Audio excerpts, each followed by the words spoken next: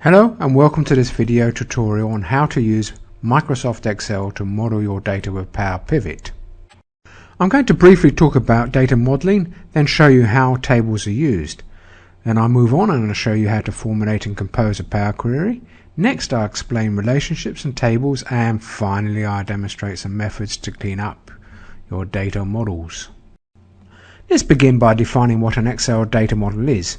As you can see from the slide, a data model can have one or more tables.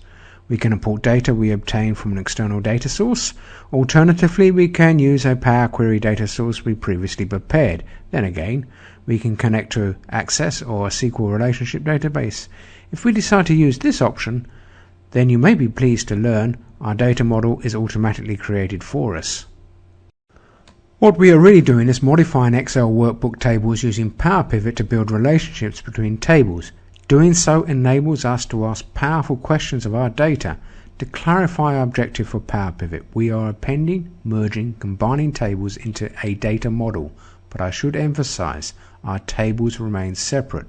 The key learning point here is we are building relationships to allow us to interrogate our data. So I will rephrase this to hopefully clarify the distinctions between Power Query and PowerPivot. A Power Query objective is different. Using Power Query, we extract only the data we want from the data source to build a single table.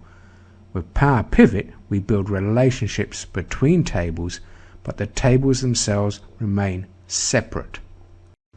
PowerPivot has a performance advantage over Power Query. The principal reason we can configure our queries to focus upon what we need and ignore the rest of the data held on the table.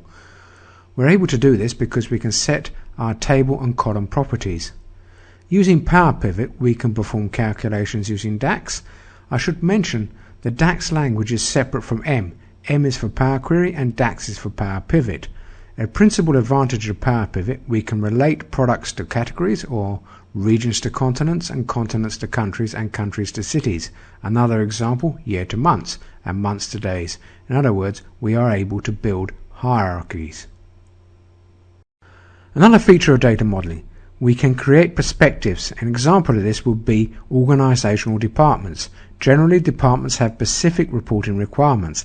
Access to a data model incorporating the whole organization would be a distraction and very likely inappropriate. PowerPivot data models are the building blocks for report generation, charts and maps. So to clarify the point, PowerPivot is fundamental to Power BI. To summarize, we use Power Query to acquire data and to pull the elements of data we want.